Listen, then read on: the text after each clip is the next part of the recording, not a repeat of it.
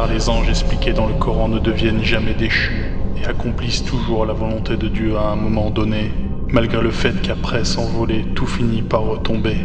Les attributions, comme les signatures de chacune des entités du premier temps, trouveront de nouvelles clés au fur et à mesure qu'est révélé le plan, et il devient évident de constater que les descendants des anges du commencement concordent avec les djinns et avec les néphilim, trois conceptions spécifiques des descendants fils de Dieu qui mèneront à la signature unique du dernier géant.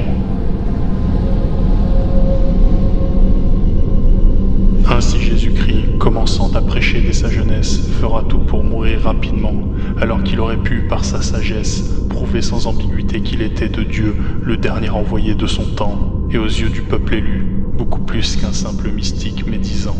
Il se revendiquera pourtant de la signature du Fils de Dieu, quand bien même les Hébreux attendaient le Fils de l'homme. Par son comportement unique mais universel, il en vient à révéler quelques interrogations, auxquelles même le chrétien n'a pas vraiment de solution. Pourquoi ne pas avoir pris plus de temps et finaliser toutes les prophéties concernant le Messie de la fin des temps? Pourquoi mourir si vite et laisser le monde dans l'ambiguïté de sa mission en mourant de la main des hommes, en allant presque volontairement au sacrifice? Pourquoi ramener encore de la croyance par des actions de guérison, quand le monde cherchera toujours plus à savoir qu'à croire? Pourquoi mentionner un prophète qui viendra dans 2 temps, né dans le passé, revenant au futur?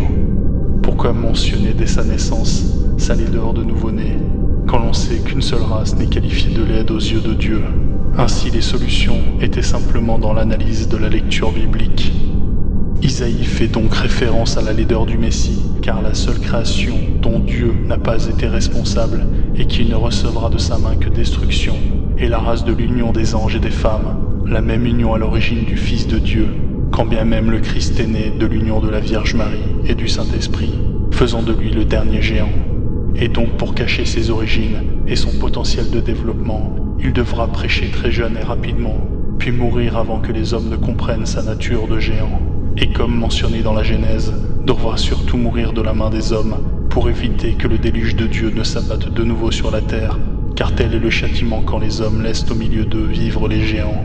Et parce que Jésus-Christ, en son temps, ne vient accomplir que la paix du plan, il permit ainsi par l'intrication de donner l'éternité à toute sa génération.